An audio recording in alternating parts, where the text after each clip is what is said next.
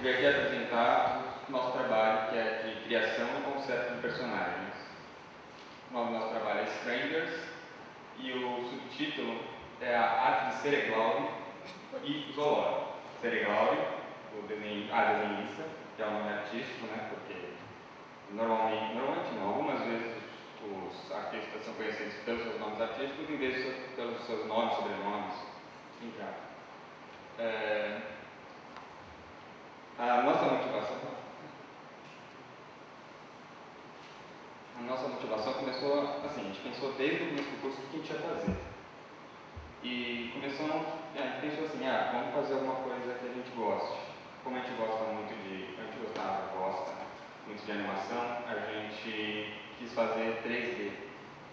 Só que desde o começo do curso a gente foi amadurecendo a ideia, né, seguindo o conselho de alguns professores, e a gente acabou por fazer um mini livro de concept.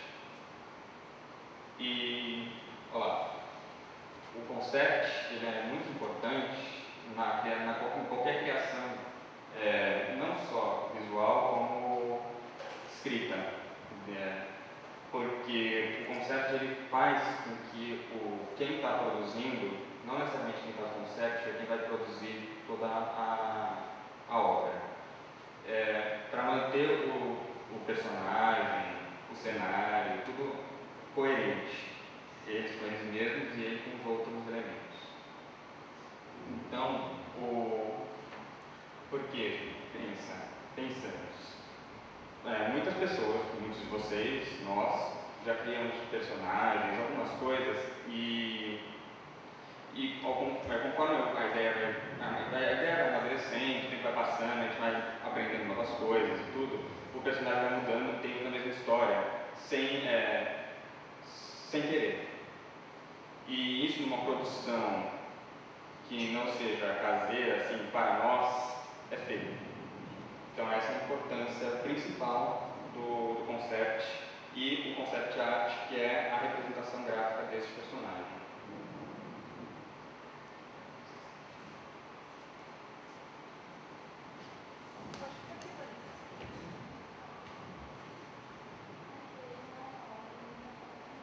Então, esse aí é um dos nossos personagens que a gente teve como referência a Medusa, só que não a Medusa como criatura. Tem muitos filmes, jogos, essas coisas, a gente vê a Medusa aqui.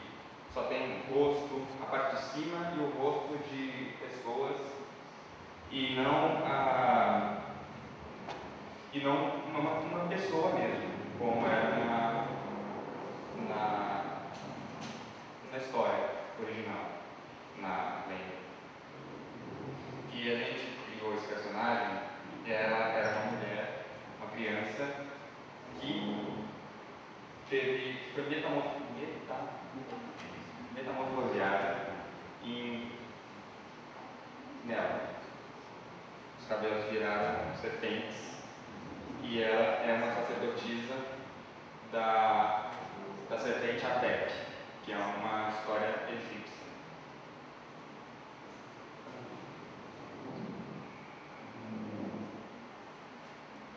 Então, agora a gente vai passar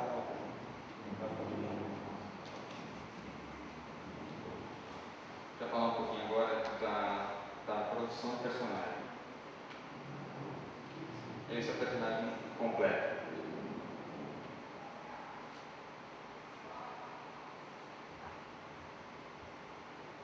Esse é o sketch. Na parte do sketch, que é o rascunho, você não precisa se preocupar muito com a fineza, nem a qualidade das linhas. O desenho precisa estar legível, né? Você tem que olhar e entender o que é o desenho. E nele você estuda todo o personagem com sua complexidade. Então, as linhas são rasuradas, muitas vezes, sempre, sei lá, depende do artista, você vê o que está atrás, por exemplo, das cobras, você vê o formato do rosto, o esqueleto, essas coisas. Essa é a parte do estudo principal do personagem. Depois você aplica a line art, a arte final, que é para o personagem ficar bonito. Para você poder aplicar em diversas mídias,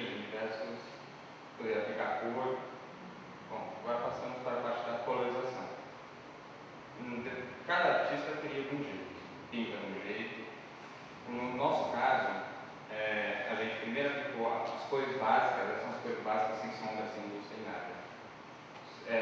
Do personagem inteiro, para você ter uma noção de cor, você estudou as cores, no nosso caso, a gente estudou as cores nesse processo. A gente aplicou as cores básicas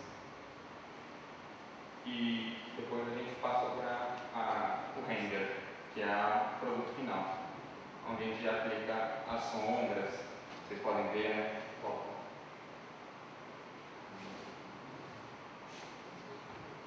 Que aqui parece que é uma mancha preta, não tem forma, não tem nada, não dá para ver o que é direito. Aí dá para ver que é uma armadura, tem pontas, então precisa tomar, quando vai colorir, precisa tomar muito cuidado com os detalhes, porque senão o que você passou pensando em fazer e fazendo, ninguém vai conseguir ver.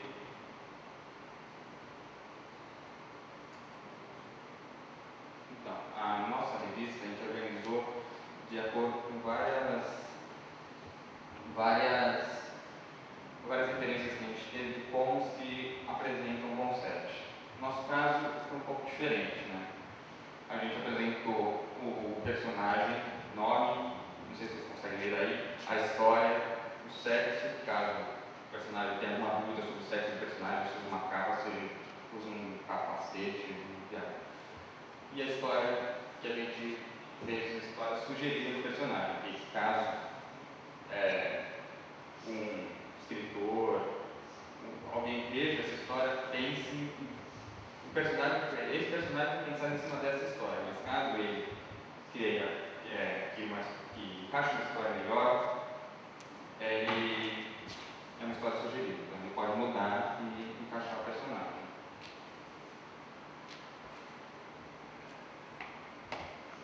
Aqui a gente tem os personagens para a introdução correta do personagem. Esse é o personagem de frente, esse é o personagem lateral sem braço para não esconder nenhum detalhe de roupa, nem cintura, quão fina a cintura da personagem, as costas para ver roupa, se tem alguma tatuagem, qualquer coisa. E aqui são os acessórios que atrapalham na visualização. Por exemplo, se essas bases estivessem na personagem, você esconderia os braços, com a parte da cabeça, e aqui são as pernas. Como tem o corpo em cima, não dá para ver as pernas direito. Então, a gente reproduziu as pernas aqui e as asas de frente, né, que frente e costas seriam a mesma coisa, e de perfil. Porque seria feio caso o cara vá apresentar uma vez, o cara desenha as asas assim. Na segunda vez, como ele não tem referência, aqui tem duas pontas. Essa parte aqui é maior que essa aqui. Essa parte aqui é igual a isso aqui. E isso é uma parte importante na hora de produzir a concept art do personagem. E aqui está o processo de criação, né? Desde o sketch, que aquele sketch, como ele foi feito todo digital, ele não tem muita marca de borracha, não dá para ver direito, porque é muito pequeno. Se ele fosse colocar, depois a gente coloca uma maior, mas se a gente fosse colocar uma maior nessa apresentação, ia ficar overcorrendo. E aqui já está uma line art, que sketch, que line art, dá para ver alguns detalhes, por exemplo, aqui dá para ver. Aqui são os flats e aqui é o render final.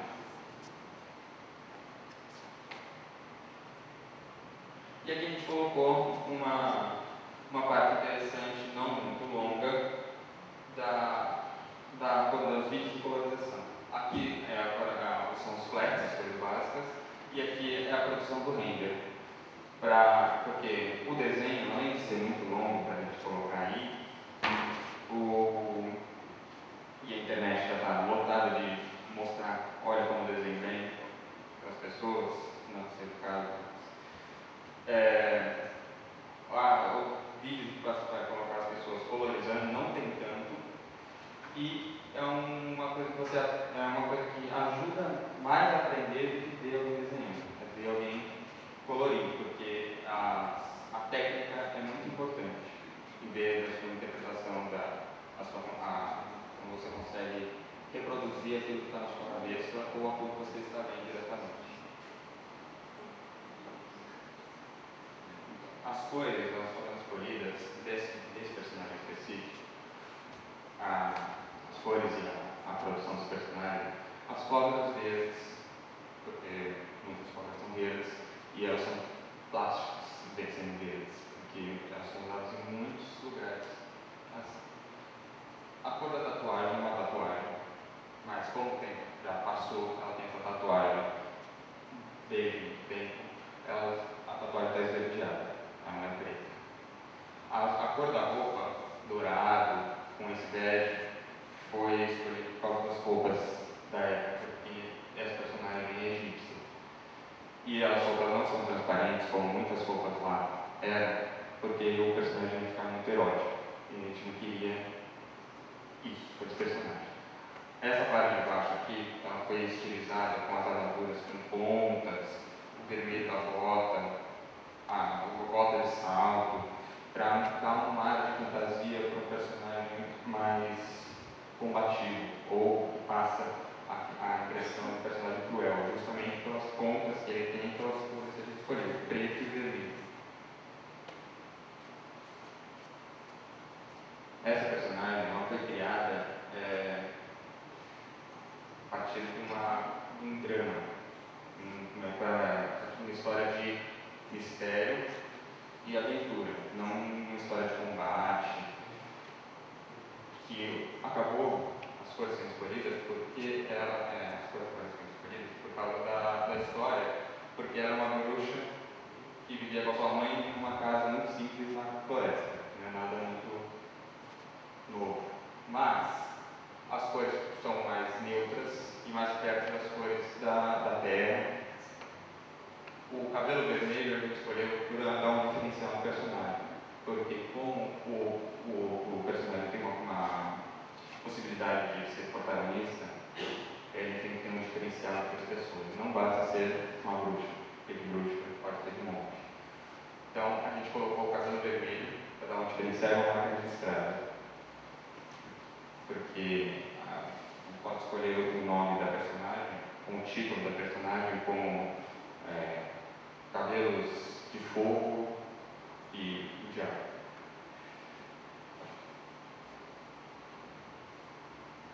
Essa personagem aqui, ela foi feita assim.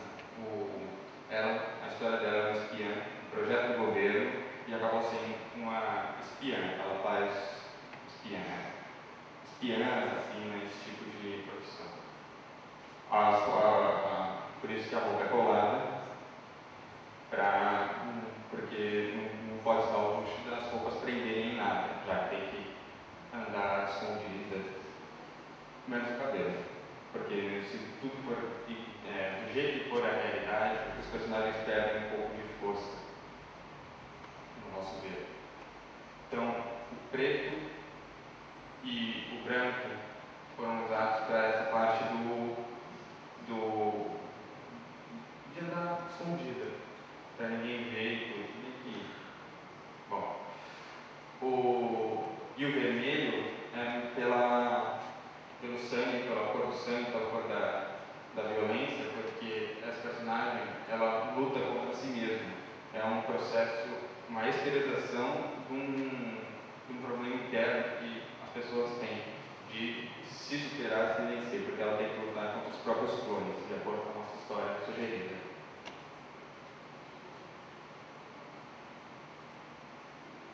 E as personagens de uma fada, só que ao contrário das fadas normais, por exemplo, a Sininho, ela não tem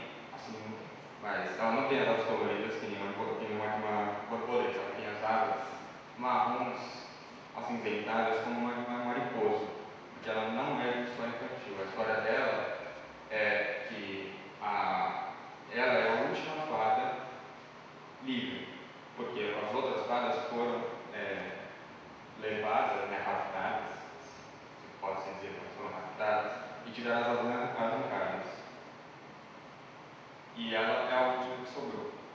Então, a gente representou essa história através das asas, em vez das cores das asas marrons, acinzentadas, para mostrar esse mundo cru, violento e esse tipo de coisa. E o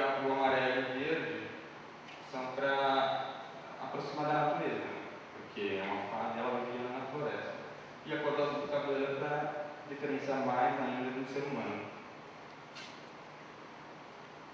E agora ela vai falar do título.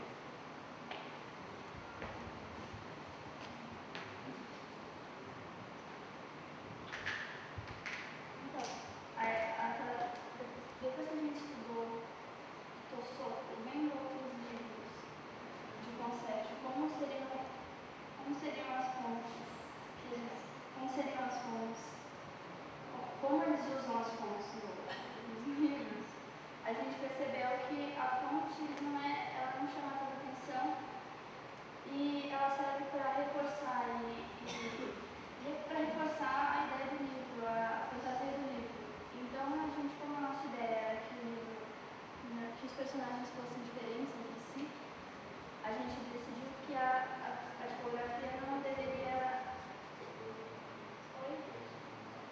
ser a mesma família e não deveria remeter a nada específico diretamente, nenhum estilo de uma época. Então, a gente misturou algumas tipografias e, como a gente queria que fosse uma coisa refinada, a gente usou tipografia rebuscada e a cor dourada. E o subtítulo é pequenininho, como sempre.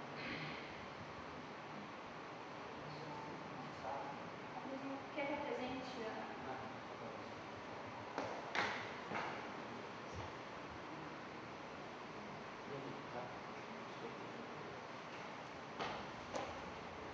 Esse aqui é o produto final do nosso trabalho, a capa. É a capa. É a capa onde a gente representa todos os personagens, não necessariamente não na ordem que eles aparecem no livro, porque senão ia ficar muito repetitivo. Por mais que as pessoas não reparem muito nisso, ia ficar todos os lugares, ia ficar sempre a mesma ordem, sempre a mesma ordem, sempre a mesma ordem, e a gente não achou que seria uma boa ideia. Aqui tem um manual, né? Porque como é algo digital, nem todo mundo sabe comando, é um manual simples e rápido. Aqui são as informações de copyright. E aqui é o contato, caso queira, goste de alguma coisa, tem que entrar em contato. Aqui são os botões, como é revista virtual, não adiantava fazer como se fosse um livro só, a única coisa bonitinha era ser a página virando. Então a gente colocou os botões para o índice, em vez de colocar um índice com nome, número de página. Então cada personagem tem uma cor representativa, com o nome lá em cima falando quem é, e cada um leva para o seu respectivo personagem. Aqui está a história do personagem, que eu já resumi para vocês, tirando algumas partes, mas é muito chato ficar falando para vocês ficarem escutando tudo que tem aqui, que é só uma parte. Aqui está o personagem inteiro, completo, com uma cor, render, final.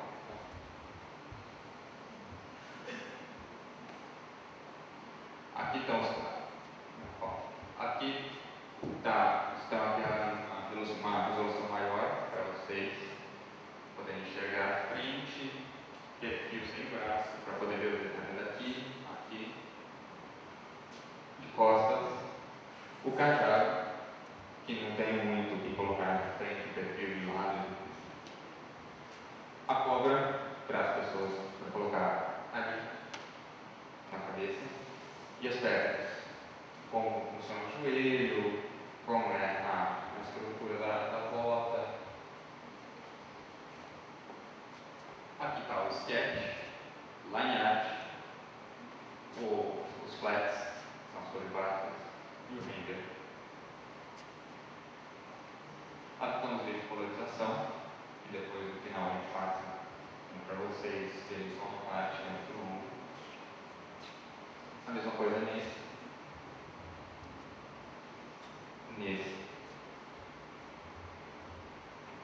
E último. E, enfim, agradecer a sua visualização, porque não custa nada agradecer quem viu até o final. Tá bom?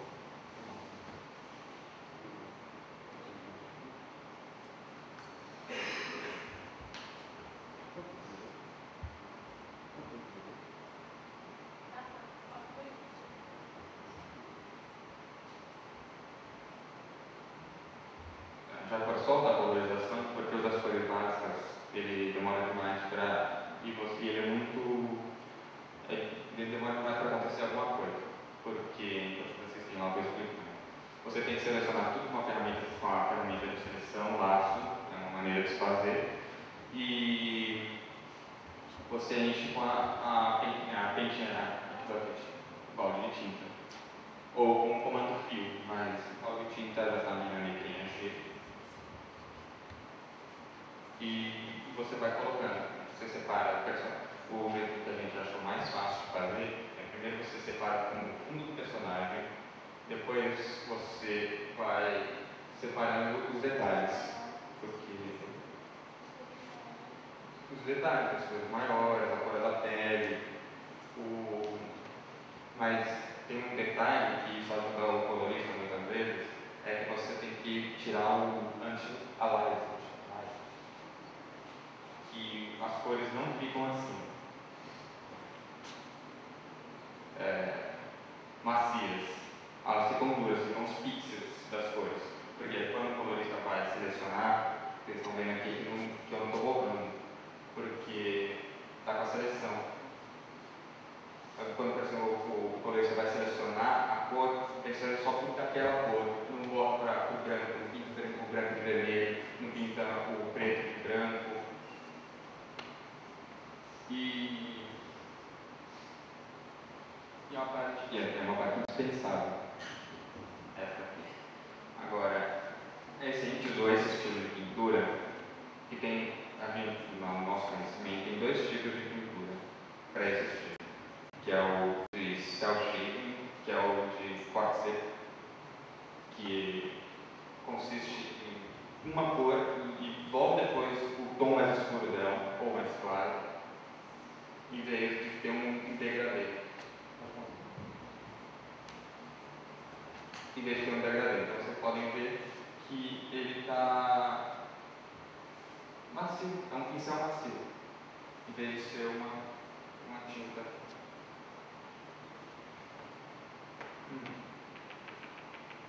Acho que só. Acabou.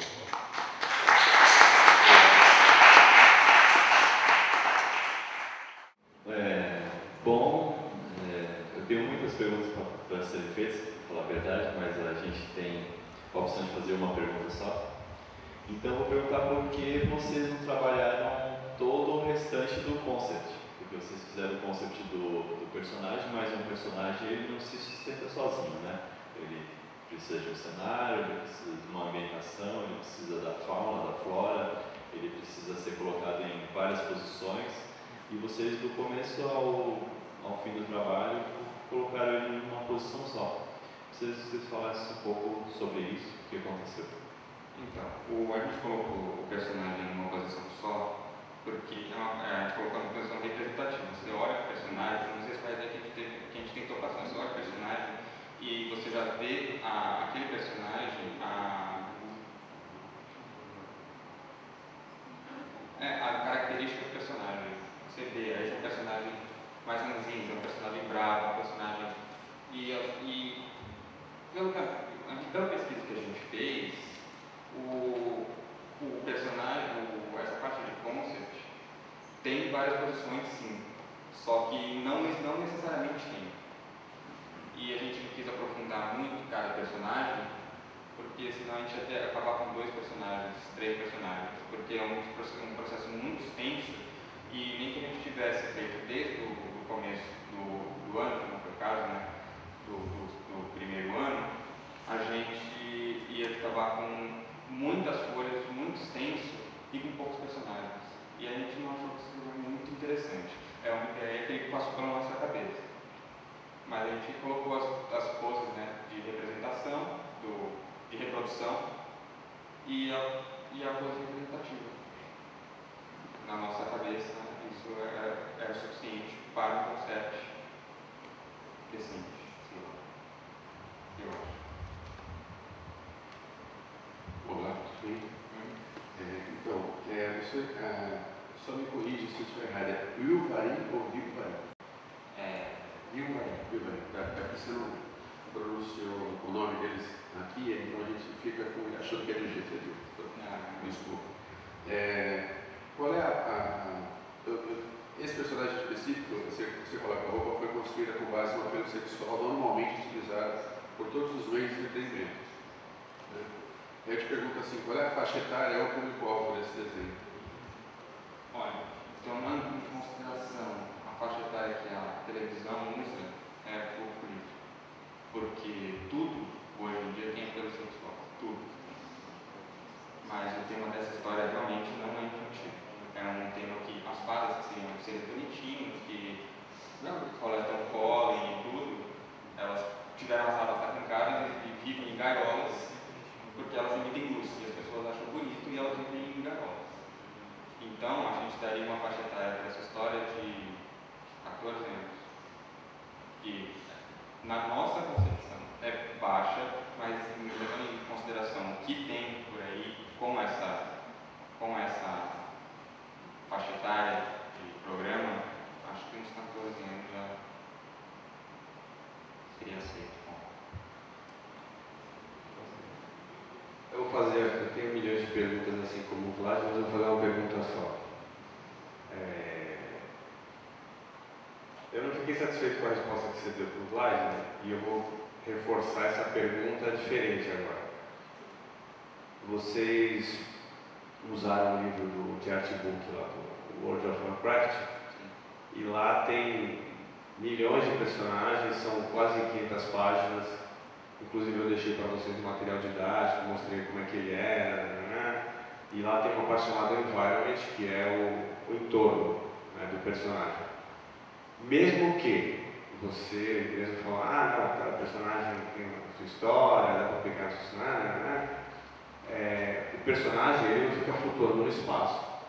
O personagem tem que pisar em algum lugar. O personagem ele dorme, o personagem acorda, o personagem vai tomar café, ele usa cueca, ele usa calcinha, entendeu? O personagem tem um entorno, que é, você não está flutuando, você está encostado na mesa, tá?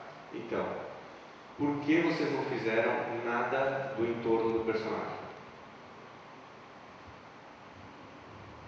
Na verdade, a gente também não achou importante na hora que a gente estava fazendo, porque você pode pesquisar, pelo menos, e a gente percebeu que às vezes o personagem fica, não, eu entendo o que você está falando, mas o fato é que a gente, além de achar que de repente o personagem não poderia ter força, por não ter cenário, por mais que fosse importante. A gente achou que, embora existam opiniões contrárias, a gente não teve também tanto tempo.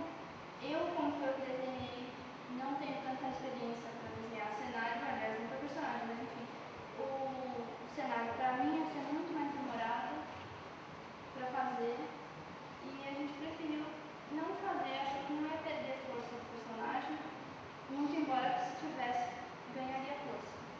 Então, a gente achou que o que a gente ia perder talvez não fosse tanto, e a gente não tinha talvez nem tempo e provavelmente nem capacidade diante do tempo para fazer o cenário, pensar no cenário e fazer o cenário.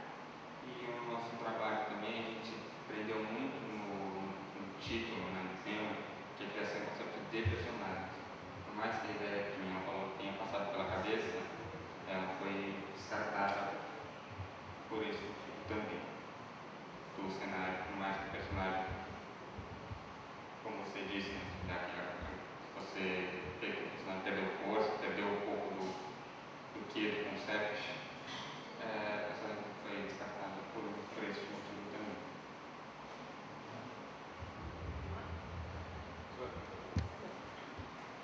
A gente vai sair, vai dar a nossa analisada e já volta com as nossas considerações. Bem, eu vou começar aqui falando para vocês, lembrando o seguinte, eu discordo da Márcia sobre pontos positivos e negativos. Na verdade, não existem pontos positivos e negativos, existem apenas pontos. Né? Pontos que a gente considera e aí vocês encaram como vocês quiserem. Eu encaro tudo como positivo, não encaro nada como negativo, porque afinal de contas ninguém está aqui para martelar a cabeça de vocês. Entendeu? É só para fazer a conta da história. Em relação ao que a gente achou interessante, a atualização e explicação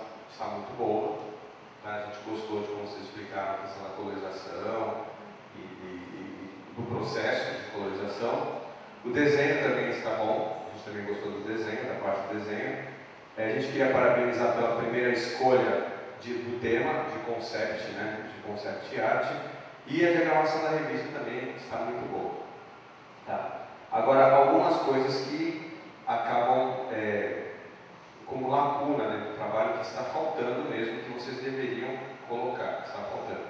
Primeiro, quando você elabora um trabalho de concept art, você tem que definir logo na primeira página qual é a faixa etária do trabalho. Esse trabalho é para tal faixa etária, esse trabalho foi dedicado a tal faixa etária. Entendeu? Isso aí é regra, não é eu acho, é regra. Tá? Porque se você for na Disney trabalhar, ou se você for na Ubisoft, ou se você for em qualquer outra empresa, vocês vão perguntar qual é a faixa etária que eu estou trabalhando. E aí define. Você não vai comparar, por exemplo, o que é produzido pela Marvel Ultimate com a Marvel normal que sai na banca. Existe uma separação de títulos e até o Comics Code que ali expressa. Então existe uma definição de faixa etária. Ponto. Não tem um eu acho. Tá? Desenhar as posições dos personagens é essencial. Não tem como você fazer um concept art sem desenhar todas as posições do personagem. Ele abaixado, levantado, chutando, não precisa colorir. Precisa desenhar. Então você tem que saber como ele se comporta fisicamente. Tá? Então por quê? Se alguém desenhar o personagem numa posição errada, ou seja, distorcido o braço, de quem é a culpa? É do cara que desenhou? Não, a culpa é sua que não deu uma referência para ele de como ele deveria ser o personagem naquela posição, como ele se comporta. Por quê? Existem características psicológicas do personagem quando ele anda. Então ninguém anda igual, ninguém se comporta igual. Se você encosta na mesa desse jeito, uma pessoa senta na cadeira de um outro jeito. Isso é uma característica sua. O personagem também tem uma característica dele. Então você precisa desenhar ele em outras posições para as pessoas entenderem como ele se comporta fisicamente. Tá? O cenário não é um luxo, o cenário é personagem. Sabia disso? O cenário é personagem. Vou explicar por quê. Você não consegue imaginar um anão na floresta, o anão de onde ele vem, na caverna, na montanha. Isso foi definido por quem?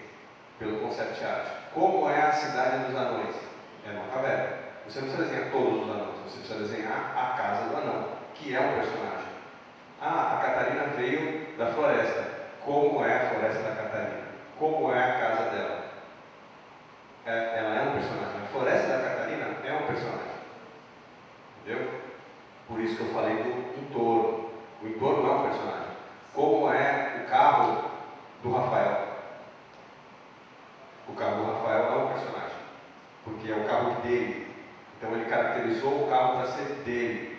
Como é a moto do Rafael? A moto é diferente porque é dele. É um personagem também. Não é só o entorno. Tá? O relatório está meio confuso. Tá? Por que ele está confuso? Porque você está lendo, daqui a pouco você volta com as mesmas informações que já estavam no começo. Isso é falta de prática em relação a esse tipo de escrita, porque você pode citar o que você já escreveu sem ter que escrever de novo, porque já estava lá na frente escrito, então você não precisa repetir. Então isso acaba tornando a leitura um tanto quanto confusa, né? Não por falta de informação, mas por excesso, por repetir a mesma informação, então isso acaba transformando ele confuso. E outra coisa, se você cita um livro no corpo do trabalho, esse livro tem que estar na sua bibliografia ou na sua referência. Então, existem livros que estão citados, mas que na hora que você coloca as referências, eles não aparecem.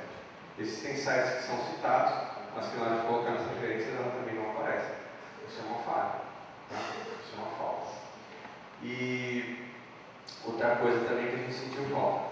Se você está vendo o seu trabalho, você está virando as páginas, aí tem os 2 videozinhos, os 4 videozinhos. O que acontece? Não existe uma explicação dizendo que aquilo ali é um vídeo. Para quem está olhando e não clicar em cima, vai passar batido. Não está escrito assim, clique aqui e veja o processo. Isso é... Uma curiosidade, nenhum deles descobriu o Ninguém. Eu só descobri porque foi sem querer. O cachorro foi brincar comigo, eu cliquei e o negócio começou a mexer. Entenderam? Então, parece lógico para quem faz, mas não é lógico para quem observa. Isso é uma coisa que eu sempre falo para vocês. Às vezes é lógico para eu que estou fazendo, mas não é lógico para o observador. Então você tem que sempre deixar isso explícito. clique aqui e veja o vídeo, ou veja o tutorial de como fazer, ou observe agora o processo, entendeu? Isso é necessário, tá? Mas a gente tem que admitir que vocês foram os primeiros a fazer uma coisa que a gente sempre fala e ninguém teve coragem de fazer, que é um livro de concept, tá? Eu acho que dentro dessa profissão, se você quer trabalhar com isso, se você quer desenvolver, vocês têm que fazer o que vocês fizeram, mas não esquecer disso que a gente acabou de falar para melhorar o trabalho e poder mostrar um trabalho melhor. Tá? Então, é isso. Parabéns.